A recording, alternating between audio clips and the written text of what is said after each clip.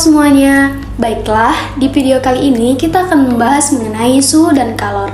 Mari kita simak video berikut ini.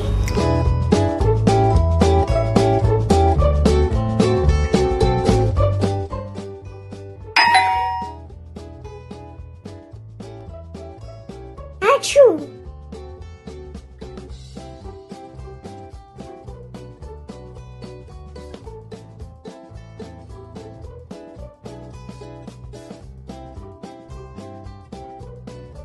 Pernahkah kalian merasakan panas atau dingin? Nah, kita dapat merasakan panas atau dingin karena adanya suhu. Apa sih suhu itu? Suhu adalah ukuran atau derajat panas atau dinginnya suatu benda atau sistem. Seperti pada gambar di samping bahwa suatu benda yang dalam keadaan panas dikatakan memiliki suhu yang tinggi, sedangkan suatu benda dalam keadaan dingin dikatakan memiliki suhu yang rendah. Kesetimbangan termal, kesetimbangan atau kesetaraan, termal atau suhu. Kesetimbangan termal terjadi ketika dua atau lebih benda yang memiliki suhu yang berbeda dihubungkan sehingga suhu mereka menjadi sama. Di dalam proses ini, panas berpindah dari benda yang bersuhu lebih tinggi ke benda yang bersuhu lebih rendah, sampai kedua benda mencapai suhu yang sama yang disebut sebagai suhu kesetimbangan. Coba teman-teman amati gambar termometer di dalam air panas di atas. Apa sih yang terjadi pada termometer tersebut? Ketika termometer dimasukkan ke dalam air panas, suhu cairan di dalam termometer akan naik sehingga sama dengan suhu air dan mencapai kesetimbangan termal. Dan ada yang tahu tidak seorang anak itu sedang ngapain? Iya, seorang anak itu sedang merasakan panas di dahinya dengan menggunakan tangan. Kita dapat merasakan panas atau dingin suatu benda dengan tangan kita, tetapi kita tidak dapat memastikan berapa angka yang tepat untuk menyatakan panas atau dingin tersebut. Nah, maka dari itu, dengan adanya suhu, untuk mengukur suhu ini kita dapat menggunakan alat pengukur suhu. Ada yang tahu tidak alat pengukur suhu itu apa? Alat pengukur suhu itu adalah termometer. Termometer adalah alat yang digunakan untuk mengukur suhu atau alat yang digunakan untuk menyatakan derajat panas atau dinginnya suatu benda. Termometer ada banyak sekali jenisnya, di mana terdapat termometer air raksa, alkohol, digital, termometer inframerah, termometer termokopel, dan termometer bimetal.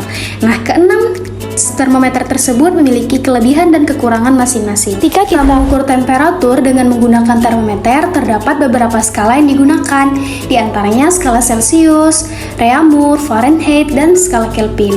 Di samping terdapat titik beku air dan titik didih air setiap masing-masing skala. Nah, di sini terdapat tabel perbandingan skala suhu dan rumus bagaimana cara mengkonversi suhu tersebut. Rumus konversi suhu ini didapat dari, mari kita lihat salah satu contoh dari konversi suhu. Ini merupakan salah satu cara di mana didapatnya konversi suhu dari skala Celsius ke skala Reaumur. Mari kita lihat salah satu contoh soal konversi suhu. Suhu badan Anis adalah 30 derajat Reaumur. Berapakah suhunya dalam skala Celsius? Teman sekalian bisa menggunakan persamaan yang terdapat di dalam tabel konversi suhu tadi. Jadi diperolehlah bahwa T derajat Celsius sama dengan 5/4 dikali T derajat Reaumur. T derajat Reaumur adalah 30, maka 5/4 dikali 30 didapatlah 37,5. Jadi suhu badan Anis adalah 37,5 derajat Celsius. Nah, untuk lebih meningkatkan pemahaman mengenai cara konversi suhu ini, teman-teman di rumah bisa dengan mencoba latihan soal berikut. Jika itu tadi adalah penjelasan tentang suhu, maka kalor itu apa ya? Kalor adalah suatu bentuk energi yang bisa berpindah dari benda dengan suhu yang lebih tinggi ke benda yang bersuhu lebih rendah. Keduanya dipertemukan atau bersentuhan. Ada 3 macam perpindahan kalor antara lain konduksi, konveksi, dan radiasi. Dalam satuan internasional, satuan kalor adalah joule dengan 1 kalori sama dengan 4187 joule. 1 kalori sama dengan kalori yang dibutuhkan untuk menaikkan temperatur 1 gram zat sebesar 1 derajat Celcius. Jika suatu zat menerima kalor, maka suhu zat tersebut akan naik. Nah, besarnya kenaikan suhu dari zat berbanding lurus dengan banyaknya kalor yang diterima oleh zat tersebut, dan berbanding terbalik dengan massa zat. Secara matematis, hubungan tersebut dapat ditulis sebagai berikut. Selanjutnya, perpindahan kalor. Yang pertama, konduksi. Perpindahan kalor secara konduksi adalah perpindahan kalor melalui zat perantara. tanpa perpindahan zat perantaranya. Bisa teman-teman amati gambar sebatang logam yang dipanaskan pada salah satu ujungnya. Tahukah kalian apa yang terjadi? Nah, pada ujung yang lain kita pegang maka akan terasa panas. Karena kalor yang berpindah dari ujung yang dipanaskan ke ujung yang kita pegang. Perpindahan kalor secara konduksi karena partikel pada ujung yang dipanaskan bergetar lebih cepat sehingga dapat menabrak partikel depannya dan memberikan energi sebagian. Akibatnya, partikel yang tertabrak bergetar lebih cepat dan menabrak partikel di depannya lagi. Kejadian ini akan terus-menerus terjadi selama zat padat dipanaskan. Selanjutnya, perpindahan kalor secara konveksi. Perpindahan kalor melalui zat perantara. Perpindahan kalor melalui aliran fluida, zat cair atau gas yang disebabkan oleh perubahan densitas. Bisa dilihat pada gambar di samping, air yang sedang dipanaskan di dalam panci. Saat air bagian bawah mendapatkan kalor dari panas, partikel air memuai sehingga menjadi lebih ringan dan bergerak naik, dan digantikan dengan partikel air yang dingin dari bagian atas. Dengan cara ini, panas dari air bagian bawah berpindah bersama aliran air menuju bagian atas. Selanjutnya, perpindahan kalor secara radiasi.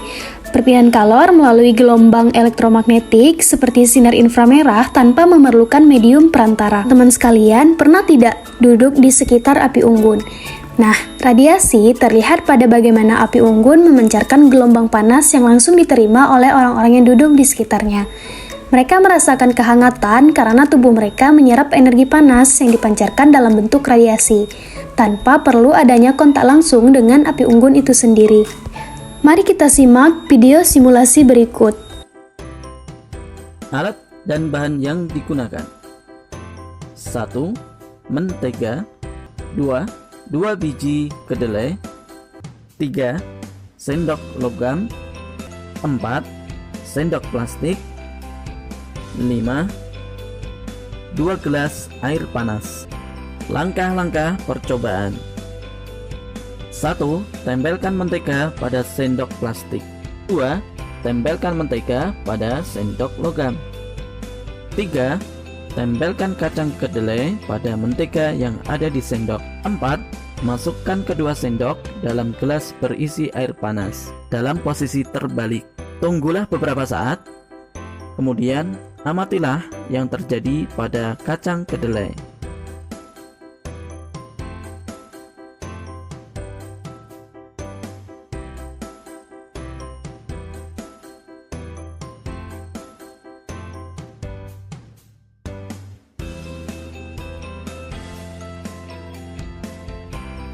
Berikutnya adalah tugas untuk kalian. Silahkan dituliskan dalam kertas. Yang pertama, hasil percobaan.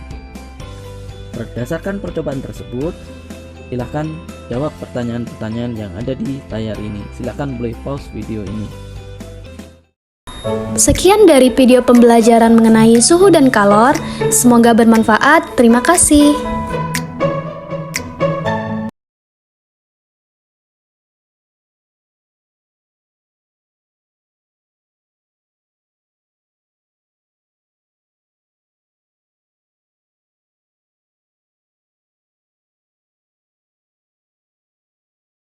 Baiklah, sekian dari video pembelajaran saya. Saya ucapkan terima kasih dan semoga bermanfaat.